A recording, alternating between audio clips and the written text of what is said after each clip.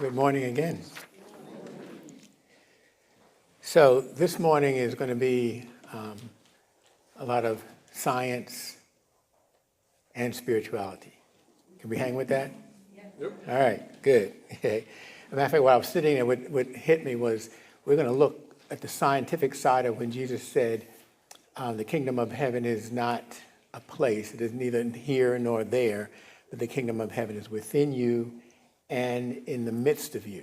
Okay? And also when he was talking with the Samaritan woman, when the disciples came to him and said, Lord, eat, and he said, I have food you know not of. Okay, so we're going to talk about sort of the scientific dynamics behind those concepts. For those who are just joining us, the series we're going through is called Prosperity is Our Divine Inheritance. And so we're going to look more in depth at what does this idea of prosperity really mean. Of course, prosperity is anything and everything that we desire in our lives. We're not just talking about money. Right?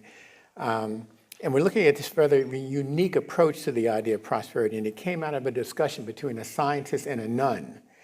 Some of you who've heard for the last 2 weeks have heard that. And the scientist spoke of the belief that the scientific community believes that every atom has consciousness. And you've heard me say before that, they talk about every cell has consciousness. And I gave the example, remember, of when I had braces put in at 40-something, I had to wear a permanent retainer for years because the consciousness of the cells in my mouth knew where my teeth were, and they would go back to where they were, right? So you had to wear a permanent retainer until they changed their mind, so to speak, all right? But the idea, but just grasp this idea, because we're going to talk a lot about this, that every atom has consciousness. And as metaphysical Christians, we would call this consciousness an awareness of God. Is that right with me? All right, now, if you go back to Deepak Chopra, he talks about the virtual realm, the quantum realm, and the physical realm. So this consciousness that the atom has exists in the virtual realm. This is the realm of infinite potentiality. This is the realm from which anything can manifest. But what we want it to manifest as does not exist in the virtual realm. What we want it to manifest as does not exist in God. It only exists in God is the pure potential for it to manifest in our lives the way we want it to. Is that making? Okay, all right.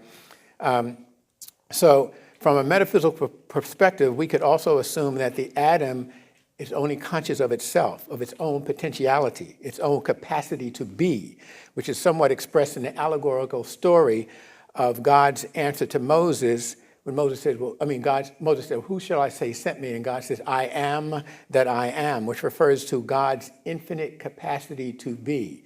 See, Moses and all of us, our ego wants a specific answer. But God doesn't give specific answers like that because God just is, all right? So referring back to the explanation that Thomas Troward gave in his book, Bible Mystery and Bible Meaning, he's kind of explaining what this I am that I am is. He says, the name given to Moses by God, I am that I am, is the first person singular of the present tense of the verb to be. Right? To be in its indicative mode. Now, the indicative mode is that form of a verb which represents a thing as a fact. I am that I am. The term indicative comes from the Latin word indicare, which means to declare or assert. And in this case, what was being asserted is the truth. That being, God is, as in I am that I am. All right? There's a bigger explanation for that, which I brought that I might read later. But it gets even deeper, right? But anyway,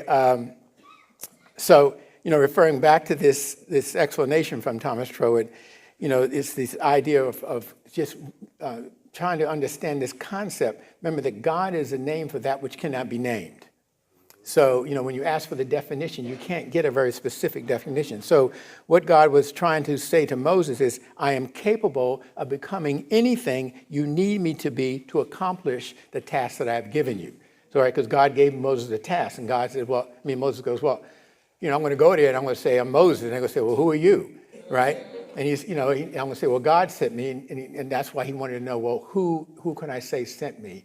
And God's answer was, I am that I am. I am that within you that will make you capable of doing this thing you have to do. So it's a concept that lies at the root of prosperity thinking. God saying to each of us, I am capable of becoming anything you want me to be. You get it? All right? So knowing and understanding this divine idea helps us to know that the divine consciousness within the atoms that surround us and are within us are capable of becoming anything we need them to be to supply our every need, because the divine consciousness that God is within every atom. Okay? So within the ethers that surround us lay an infinite potentiality for the manifestation of literally anything. Scientists, quantum physicists will call that the unified field, out of which everything comes, all right? So the potential exists, but the way in which that potential manifests in our lives lies within the nature of our individual consciousness. In other words, it's the way I think. My thinking is creating my world. Not just my thinking, though. It's added, you have to add your feeling and your emotion. And that's what creates what's happening in your life and what's happening also in your body. So, meaning simply, we possess the power to direct and shape the potential in that which we live and breathe and have our being. And what we say is there is a power, what? Within us that's far greater than anything that exists outside of us. So this whole talk is going to expand on that meaning, as well as our foundation statement that there is only one power and one presence, okay? So that which scientists call ethers, it was what Jesus called the kingdom of the heavens. Now in Scripture, modern Scripture, we typically read the kingdom of heaven. But in the original writing of it, Jesus said it was the kingdom of the heavens, which is equivalent to what scientists call the ethers, all right? Actually, there is a correlation between the physics definition of ethers with that of the metaphysical definition in the revealing word. And listen to this. So the revealing word defines ethers as a spiritual substance in which we live and breathe and have our being, and out of which can be made whatever we desire. The physics definition of ethers, and I've used this definition many times before, is the ethers are an all-pervading, infinitely elastic, massless medium formally postulated as the medium of propagation for electronic magnetic waves. Propagation meaning the multiplication or increase by natural reproduction. So what is happening is, as we are thinking, things are happening. So the Father knows what you want even before you ask it. As you ask, it is coming to you. Why? Because you're asking, is your consciousness is formulating what's happening all around you to produce that which you want in your life. Is everybody with me? Okay. So additionally, the physics idea of all-pervading is similar to the spiritual idea of omnipresent. All right? Meaning ethers are everywhere present, and they're present all the time as a presence. There is never a space where you are not affecting what is happening around you and within you. Okay? So this also goes with the idea God is where? Everywhere present. Not just present like you and I are present here in this service, but God is present as a presence, which means you will leave this service and your presence will be somewhere else. But God's presence is never somewhere else. It's always right here, right now. Is that okay? So you're always in that space of this infinite potential that's sort of waiting for you to let it know how you want it to show up in your life. Okay? Remember, the invisible is always striving to become visible, or the unmanifest is always striving to become manifest. The activity we call God is always seeking to move into our lives in the way that fits our conscious awareness. All right? So according to these definitions, a person whose consciousness fully supports the idea, I am prosperous, whole, and well. Say that with me. I am prosperous, whole, and well. So somebody whose consciousness really supports that idea will cause the prospering, healing potential around her to expand and produce in accordance with that which she affirms.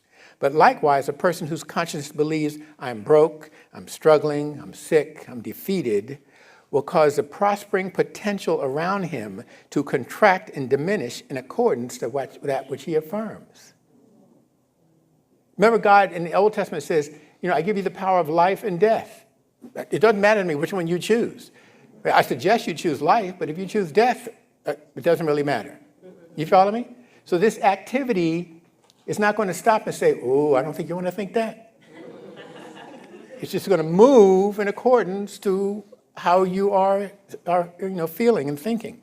So this is possibly what Jesus meant in Matthew 13:12 when he says, for those who have, more will be given, and they will have an abundance. But from those who have nothing, even what they have will be taken away.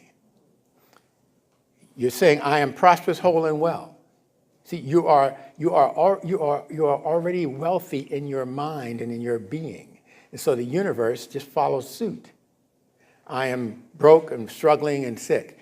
Well, you are feeling poor in your being, so the universe is just following suit. You get it? Okay? So that's why Jesus said, for those who have more will be given and they will be abundant, but for those who have nothing, what they have will be taken away. And remember, it's imperative we understand there is no God that's taking it away or giving it to you. There is a law. Law is what the word Lord means. There's the Lord of our being in the universe that is purely moving in coordination with what's happening within us. Did that make sense? But we want to make sure we're not thinking about an anthropomorphic being that's sitting up there saying, oh, you were good or you were bad. That's not what's going on. Okay, there's a process that's happening. So in the scripture, Jesus uses the concept have and have not. When he uses those concepts, he's not referring to a material process of having or have not. He's talking about a spiritual process. You either have it spiritually or you don't have it spiritually in your thinking and being. Okay? And he's not talking about, again, not talking about material ownership. He's talking about spiritual ownership. You own all that's that's happening in you, but with your own inner dynamic, your soul, your spirit, your mind, everything is filled with this. And every one of us experience it in different ways. We'll experience it because we are a certain age and we're still really healthy. We're going, you feel that health, or you got a job or things are happening in your life where you're experiencing a lot of prosperity. And because you're experiencing prosperity, all you're thinking is prosperous. You with me? So we are experiencing these things already in terms of how it works for us. Our mind gets caught in a loop of believing this particular thing. Hopefully, it's positive. It's bringing good into our lives. But we got to be careful of that loop that's not. Okay? And again, I was reading in the interpretation of the Bhagavad Gita by Paramahansa Yogananda. He was saying that think about what you habitually think every day. What you're thinking through the day. If you're always worried about money, or if you're always worried about your health, you're always worried about that worrying creates this loop that is hard for you to get away from, to break away from.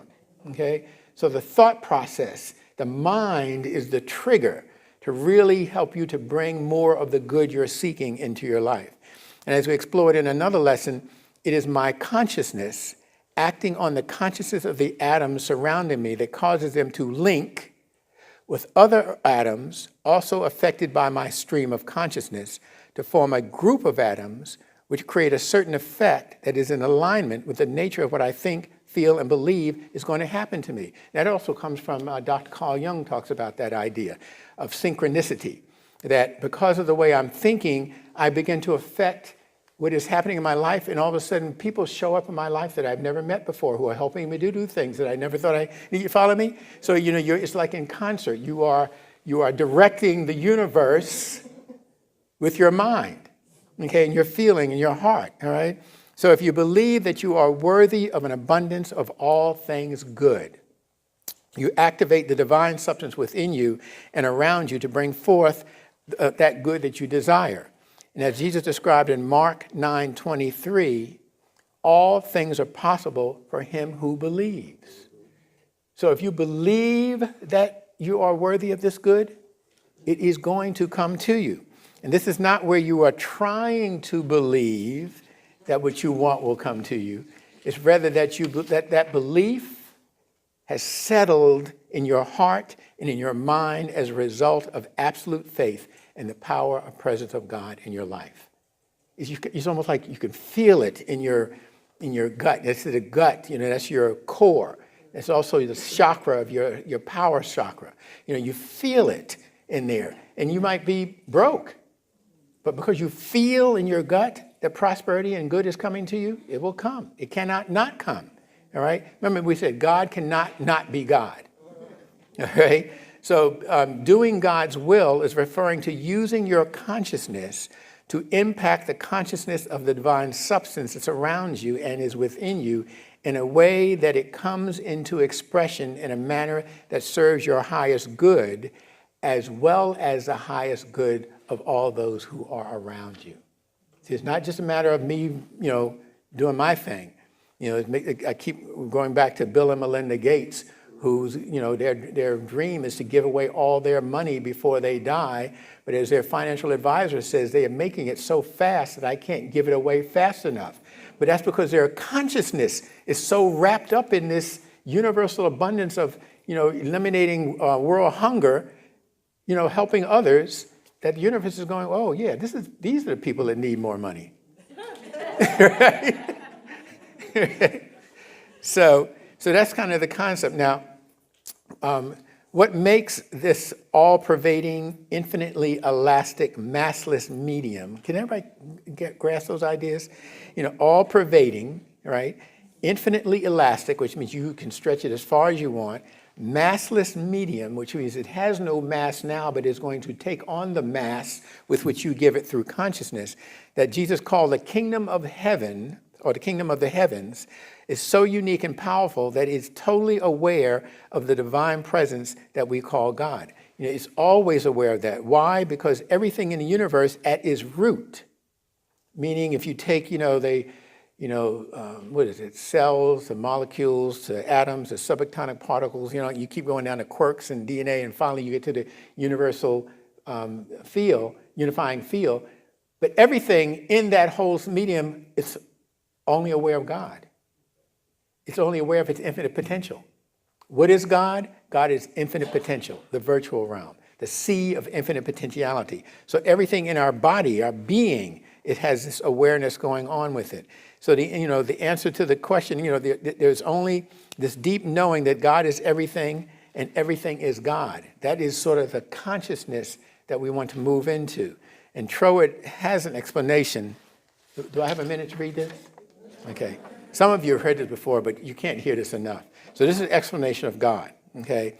It is so when God said, "I am that I am," it is the announcement of being in the absolute, in that first originating plane of pure spirit, where because the material does not yet exist, there can be no extension in time and consequently no sequence in time.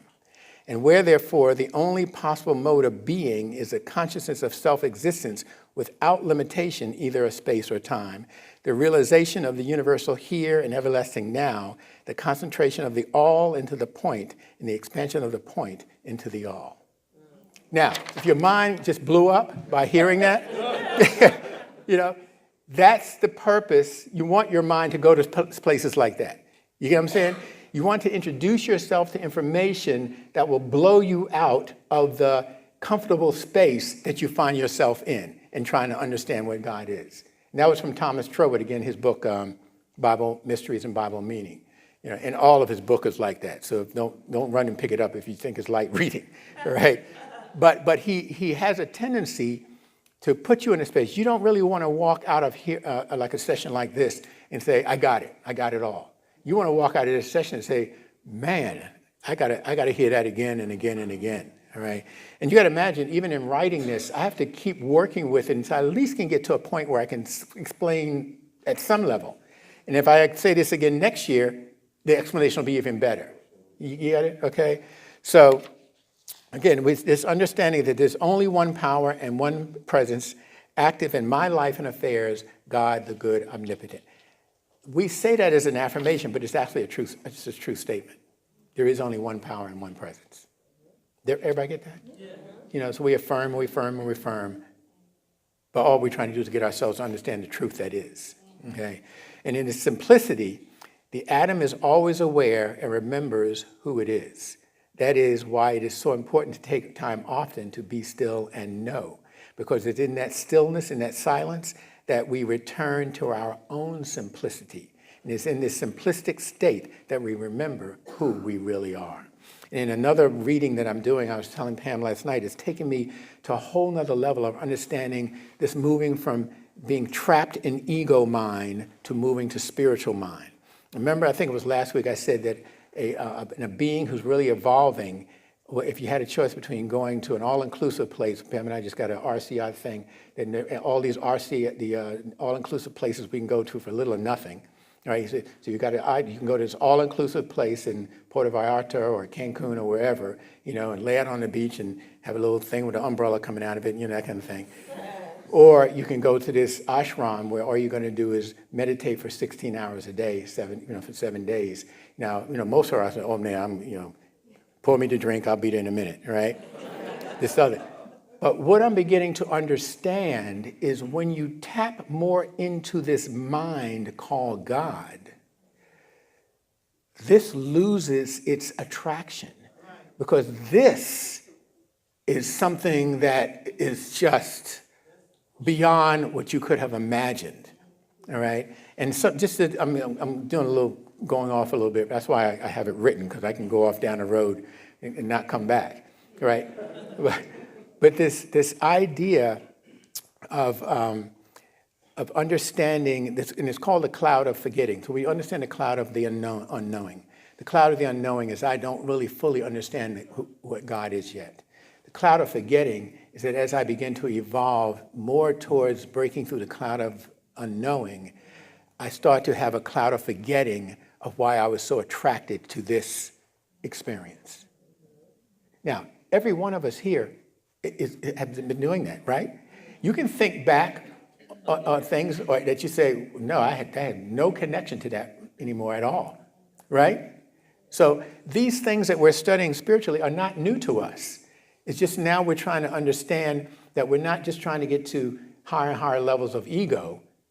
We're trying to move away from being entrapped in ego, so we can tap more into the higher aspects of ourselves, okay?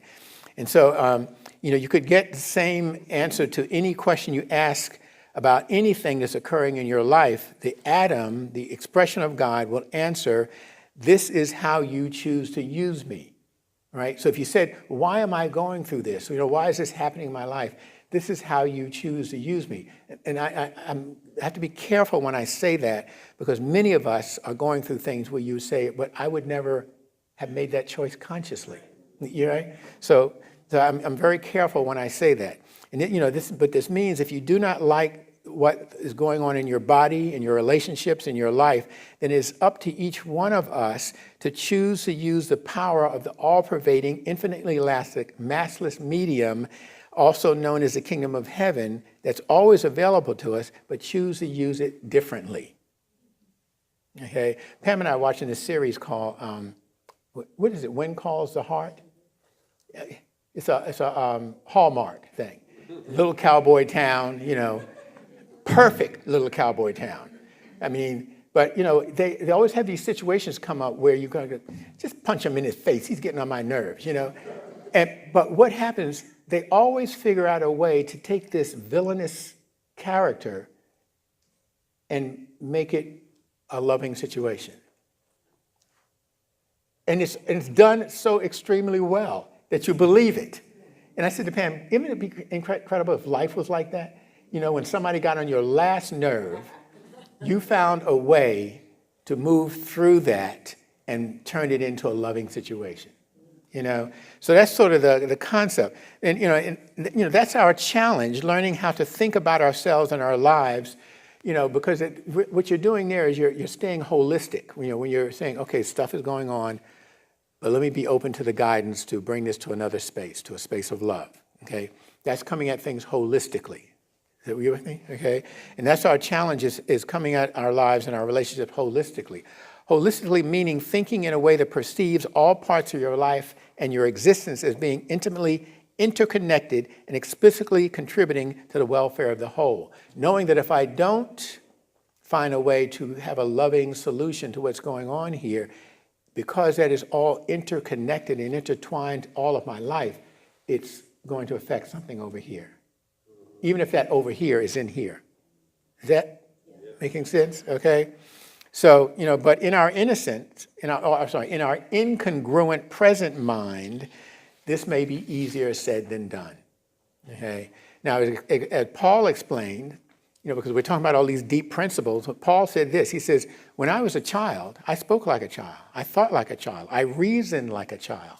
But when I became an adult, I gave up childish ways. See, we don't want to hear that we're childish. You know what I'm saying? We don't want to hear that we approach things in life in a childish way. No, I'm adult. I'm a senior citizen. What are you talking about, right? Right? And that's the ego saying, no, I know how to deal with this. But it is through prayer, meditation, and contemplation of spiritual ideas such as what we study here that we evolve from being spiritually immature and afraid to being more spiritually mature and understanding of the power that is within us to significantly change our lives and the lives of those we deal with. All right? And we had a situation at the school where our new department chair, she's a very matter-of-fact kind of person. She's a New Yorker. Very matter-of-fact kind of person. Doesn't really say a lot of very affectionate things. And not that she's mean or anything, it's just how she is, right? So, but the other, Thursday, there's a situation going on in the department, the typical craziness. And I went into her office. We were supposed to have an emergency meeting on Friday. Nobody wants to come in on Friday. And so I went into her office on Thursday. I said, so are we having a meeting tomorrow? She goes, I don't know yet. Things got to go on. I got to meet with the vice president. Blah, blah. I said, it's okay. Whatever it is you need, we're here to support you. And she looked at me. She goes, thank you, sweetie. And that is just not the way she talks.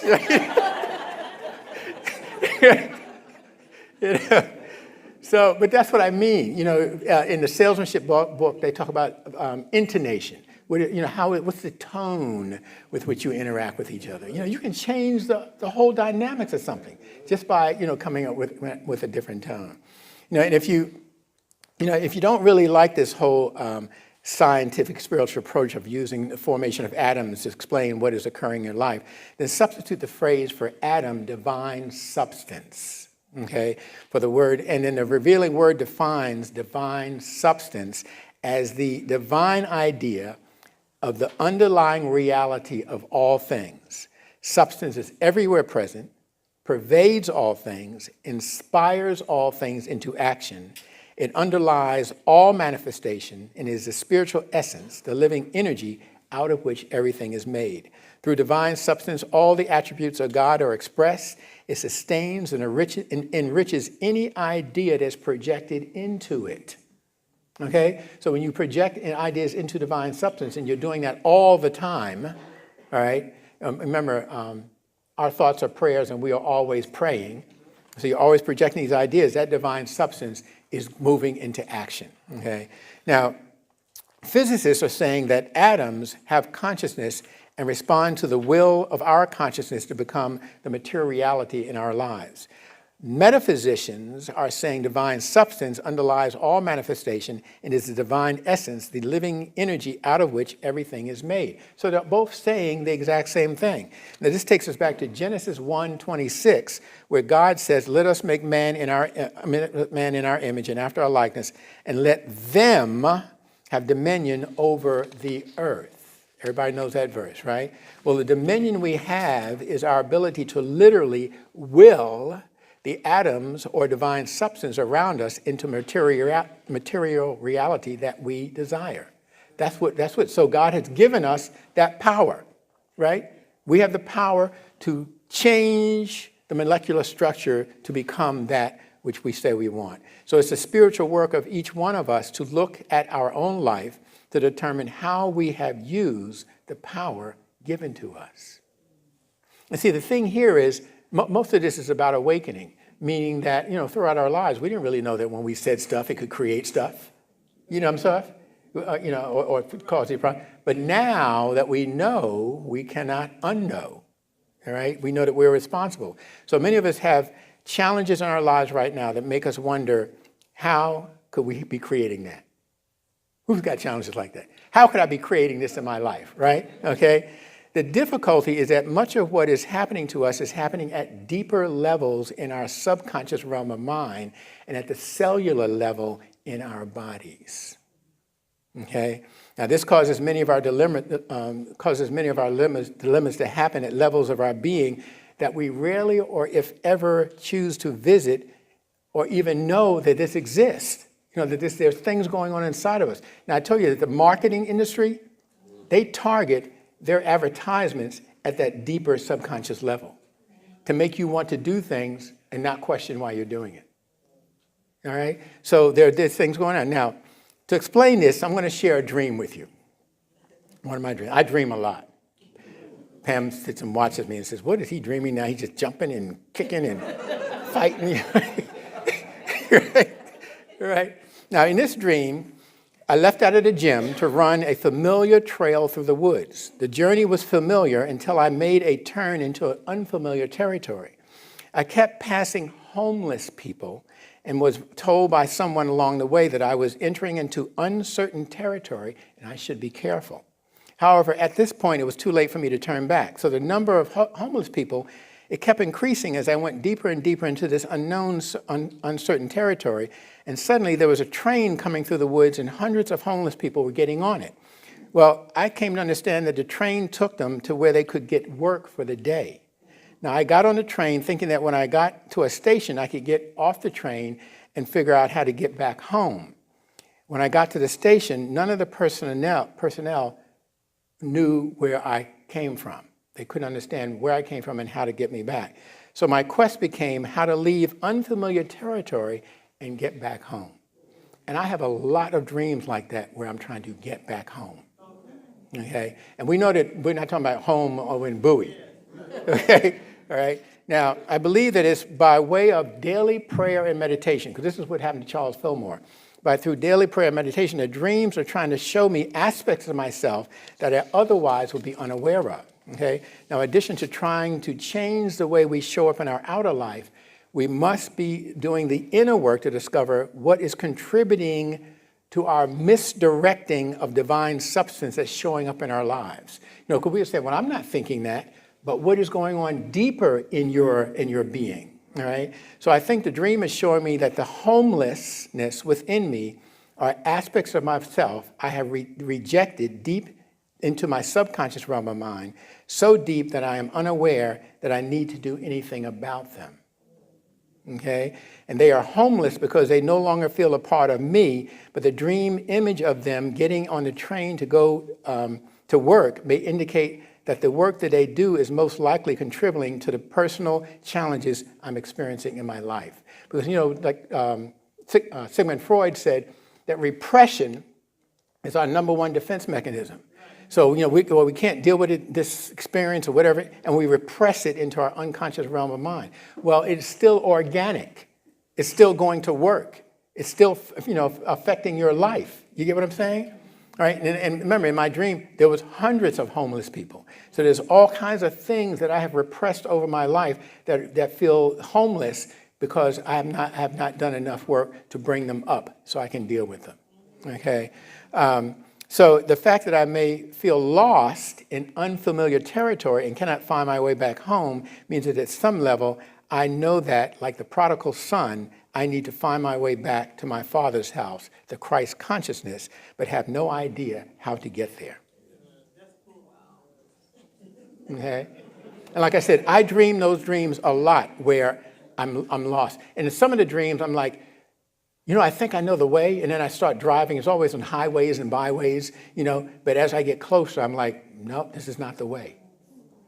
All right? So that's you get what I'm saying, though? That's that internal. How many people here dream? Yeah, everybody. Okay, good. Right? So it's like paying attention to those dreams, and what are those dreams trying to tell you? And the more time you spend in meditation, the more those dreams will come up. Okay? So the best way to create a perfect union with the prospering, healing, divine substance that surrounds us is to do the prayer work necessary to recall and heal the homeless thoughts within us that are sending out feelings and emotions that are in direct conflict with the abundance we are telling the divine substance that we want. So we're saying, this is what I want in my life. This is the divine abundance that I want in my life. But these homeless dynamics within me are coming up and saying, well, no, not until you deal with this. That's deep, isn't it? Yes. Right? So it begins to help you understand why you're going, but I would have never asked for this in my life. Okay? And again, some of the readings I'm doing are saying that, I don't know if I want to say this, but it's not just what we have created in this lifetime. It's what we've created in other lifetimes. And something that slipped out of my mind, I was going to say earlier, is that when we do our prayer meditation time, and you have those moments where you've really hit it, you feel the bliss, and then you come back out, and you go, oh, no, I want to get back in there. Well, why you come back out is because there's still more karma you have to deal with. So when you talk about the great masters like Maharishi and Krishna and whatnot, one of the great masters that this author was talking about, he was talking to him, he spent so much time, he had so connected with the spiritual dimension that as he's talking to you, he would slip right back into it.